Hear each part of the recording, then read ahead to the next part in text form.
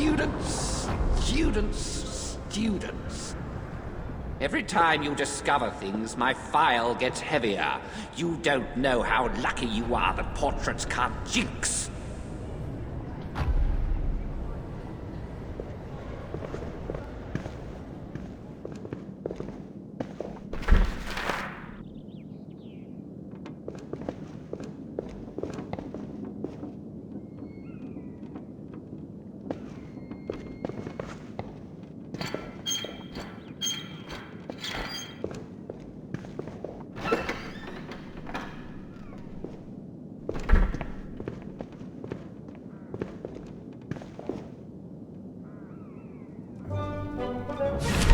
I was a massive fan of the books, and I'd read, I think, the first and the second. And then Newsround were advertising kids to send in like application forms and that. And my mum videoed me doing this. I made this like rap song of how much I wanted to be in the film. And are you a talking gargoyle? Do you normally talk to ones that can't speak? I don't normally talk to gargoyles. Or should imagine many gargoyles are grateful for that. Ginny was obviously the youngest and the only girl, so that's quite a lot of pressure. But I think it's quite fun at the same time, because I can kind of, as a character, she can kind of get away with things. Well done, Ginny. Blowing things up comes naturally when you've grown up with Fred and George. Because I'm not doing school now, we've got more time to play on the game, so it's good. I do quite like the action adventure, like the Harry Potter game.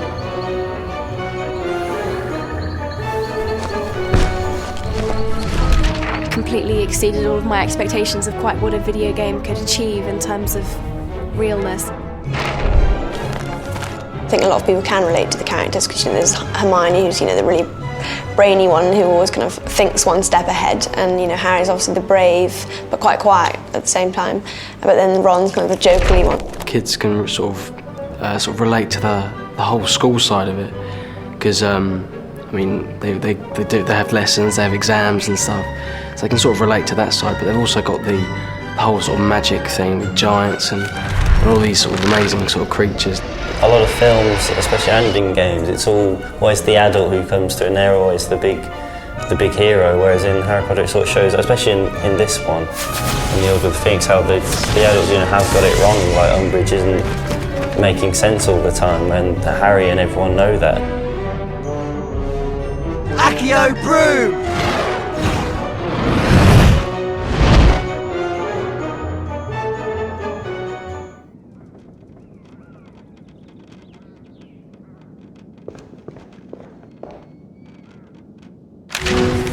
One of the other important things for us on this game was also to bring our characters to life and to bring them a lot closer to the film and to the actors that people know. This time we really want people to feel like they're looking at the film characters in the game, and so we've gone through with the actors and done head scans of all the actors to incorporate them into the game.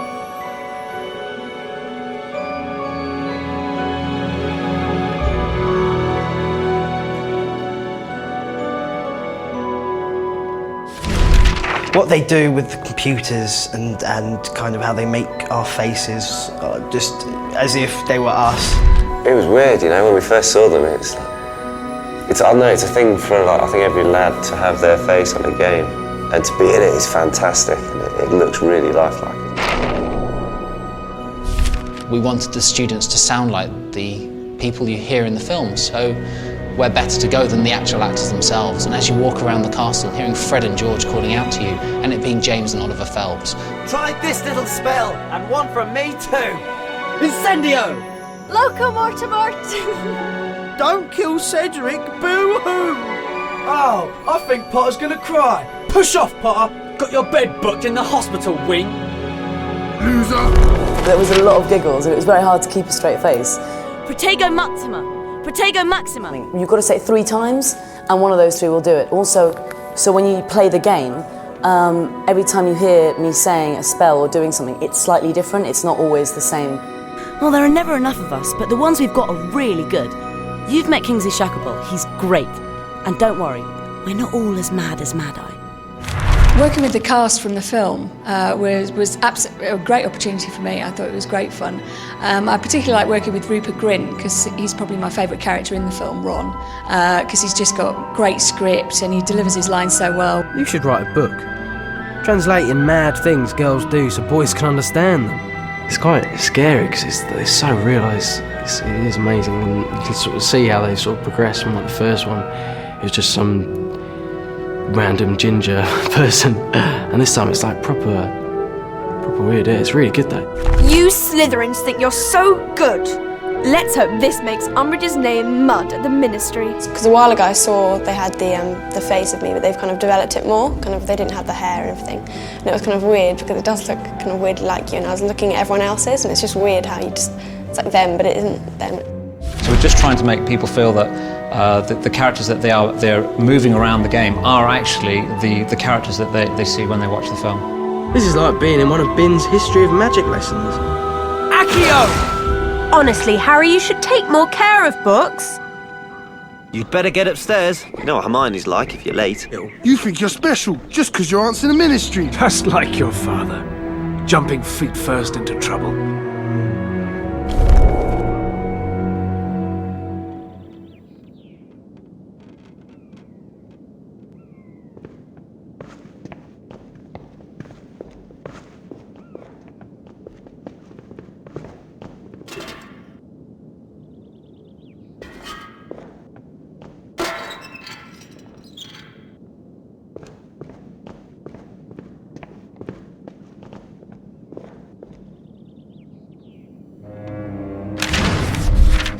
You're for it now, Potter! I initially auditioned for Harry and Ron, just because obviously they were the main parts at the time. And eventually went for Draco, and succeeded in getting it. Potter took his time getting here. What are you going to do without your pet teacher, Potter? I do enjoy playing the baddie. He's just a bit more, well, fun, really, to put it in a nutshell. What do you want, Malfoy? Professor Snape wants to see you in his office. He says it's time for your remedial potions lesson. You think you're so good. Useless loser! Take this, Potter. We'll show you. Oh, look. They've come to save their little friend. Come on then, Potter. What are you going to do? Dan, in a sense, is obviously he's not Harry Potter, but in a sense he's something like him, and Rupert's something like Ron, and Emma's something like Hermione. It's nice for me to be the complete opposite of what I hope to be. I like to think I portray myself as a rather gentle young lad. You're gonna lose, mudblood lovers. There's something nice about hating the villain. I suppose the more hate I would get from a child, as in the more you're evil, the better I've done my job.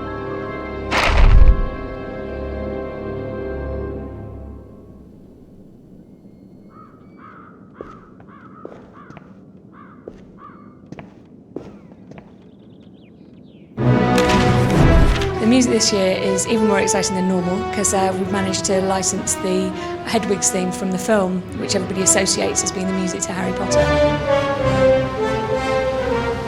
The other really cool thing is the fact that we record the music with a real orchestra.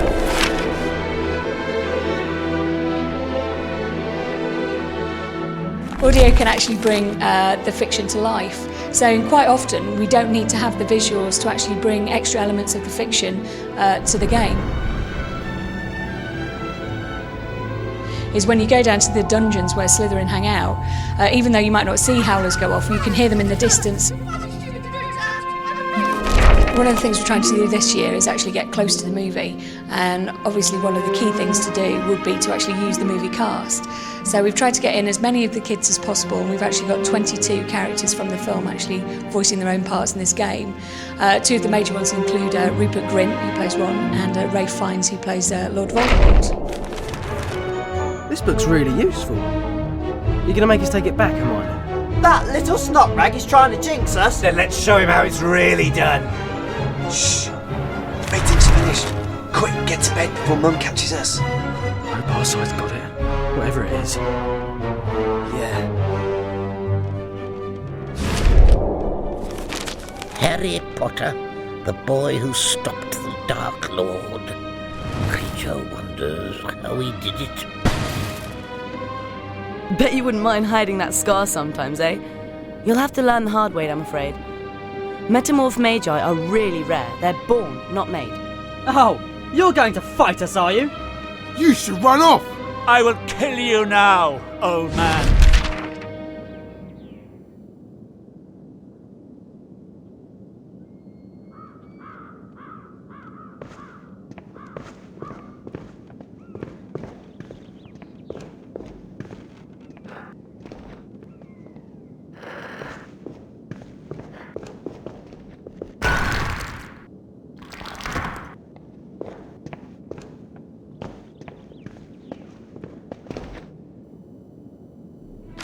I'd read the first 4 books before I went for my first audition for the film. I've been a fan before I got the part. Still am now. I was just content with going for the audition and just say, yeah, I went for an audition for that. Locomotor Mortis! Accio! Protego Maxima! Neville's most important quality is his courage. Don't you call me an idiot! And we definitely see it in Order of the Phoenix, the way he doesn't care what danger he's going into. Even though he's the most terrified he's ever been, he'll still do it because he knows it's the right thing to do. Did you know Ginny Weasley and Michael Corner were going out? I don't think it will last though. Do you? Being Harry's love interest was a lot of fun. Don't go, Harry! I want to talk to you. There probably are a lot of envious girls out there because, you know, Daniel is a very good-looking guy.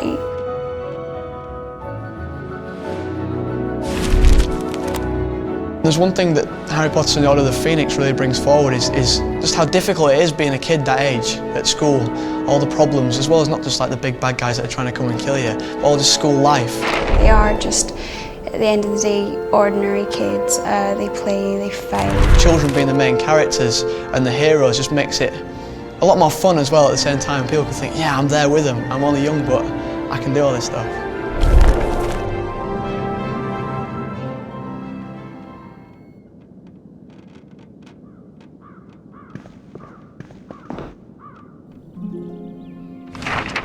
When we went to create Hogwarts for Order of the Phoenix this year, we really took ourselves back to basics. We looked at what we'd built in the other games, looked at how that sort of fitted, how that didn't.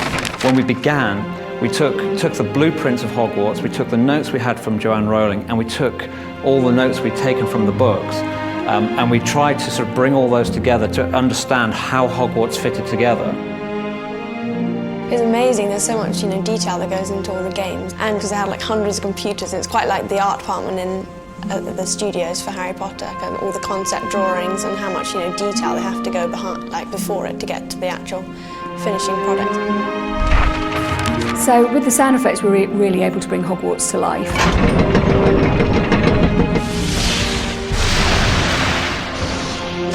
We've put in fun bits and pieces, so as you're walking down the grand staircase, you'll hear the portrait speaking to you. You must venture out into the castle and find it, Mr. Potter. The game looks amazing, but the building particularly, it's incredible. The likeness of everything is so accurate to what it is actually like for me on the set. The Gryffindor common room is just very detailed, and it just looks exactly like the actual Gryffindor common room in the films, with the big tapestries up and all the portraits and the tiniest little details like the stack of books on the table.